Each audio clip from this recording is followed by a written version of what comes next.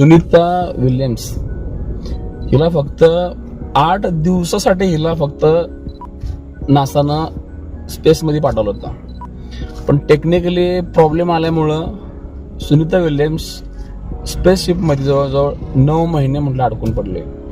ज्याच्यावेळी नासामधले अधिकारी सुनीता विल्यम्स सोबत संपर्क करायचे ना, तर सुनीता विल्यम्स खूप स्माइल देऊन आणि खूप शांतपणे प्रत्येक गोष्टीचं उत्तर द्यायची किंवा आन्सर द्यायची. नासामधल्या बऱ्याच अधिकाऱ्यांनी मोहिमा रचल्या तिला पुन्हा पृथ्वीवरती आणण्यासाठी, पण टेक्निकली इश्यू यायचा, मग ती मोहीम रद्द व्हायची. सारा जगाला वाटलं आता काय सुनीता विल्यम्स काय पुन्हा पाठीमागं येऊ शकत नाही. पण लक्षात ठेवा, सुनीता विल्यम्सनं आपले कधी होप्स नाही सोडले. तिनं कधी आपली आशा म्हटलं कधी मरून नाही दिली. तुम्ही इमॅजिन करा, जर तुम्हाला एका खोलीमध्ये बंद केलं आणि तुम्हाला जर एक प्रॉब्लेम आला तर तुम्ही किती फ्रस्ट्रेट होता, तुम्हाला किती डिप्रेशन येतं, तुमची मानसिक स्थिती एवढी खराब होते की तुम्ही शब्दात एक्सप्लेन नाही करू शकत आहे. पण एवढ्या मोठ्या अंतराळामध्ये एकट्या स्त्रीनं राहणं, कोणतंही दडपण मनावरती न आणता, कोणतेही निगेटिव्ह विचार न करता आणि स्वतःची मानसिकता स्ट्रॉंग ठेवून 90 दिवस ती त्या स्पेसशिपमध्ये राहिली. तिथं जेवणाचे प्रॉब्लेम आले, पाण्याचा प्रॉब्लेम आला, तरी सुद्धा तिने आपली मानसिकता थोडी पण ढळू दिली नाही. मग त्यानंतर शेवटी तुम्ही आज बघितलं असेल, ज्यावेळेस तिला स्पेसशिप मधले अधिकारी तिला घ्यायला गेले ना, ती किती आनंदानं त्या स्पेसमधनं बाहेर आली आणि आपला तिने आनंद सेलिब्रेट केला. सांगायचं मला काय, आपली पण आयुष्य काही वेगळं नाही.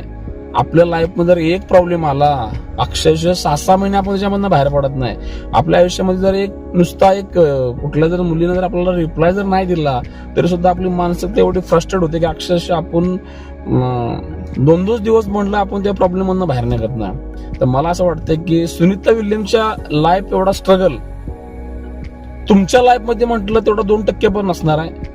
ज्याच्या वेळेस तुम्हाला असं वाटेल ना की माझा प्रॉब्लेम लय मोठा आहे, तर सुनीता विल्यम्स नावाची जी व्यक्ती आहे ना, तुम्ही त्याला ऑनलाईन सर्च करा आणि 90 दिवस एवढ्या मोठ्या ब्रह्मांडामध्ये ती लेडीज कशी राहिली ह्याचा अभ्यास करा आणि मग त्या गोष्टी तुम्ही तुमच्या लाईफमध्ये अप्लाय करा. की आपण एक प्रॉब्लेम आल्यावरती जर रडतोय किंवा डिप्रेशन जातोय किंवा टेन्शन घेतोय राहू, ती तर लेडीज एवढ्या मोठ्या ब्रह्मांडामध्ये 90 दिवस एकटी राहिल्या. मग सांगा तिनं कसं स्पेस फेस केला असणार आहे. तर जगात सगळ्यात मोठा जर सुपर माइंड असेल ना, तो आपला माइंड आहे. सगळं शरीर खराब झालं तरी सुद्धा आपल्याला रिपेअर करता येऊ शकतं. कुठला आजार झाला तरी आपण दवाखान्यात जाऊन आपण त्याला बरं करू शकतो. पण जर तुमचा मेंदू खराब झाला ना, मग त्याला बरं करणं लय मोठा अवघड आहे. म्हणून आपली मानसिकता केव्हा छोट्या प्रॉब्लेम मुळे कधी तिला डिप्रेशन मध्ये जाऊन देऊ नका. स्वतःच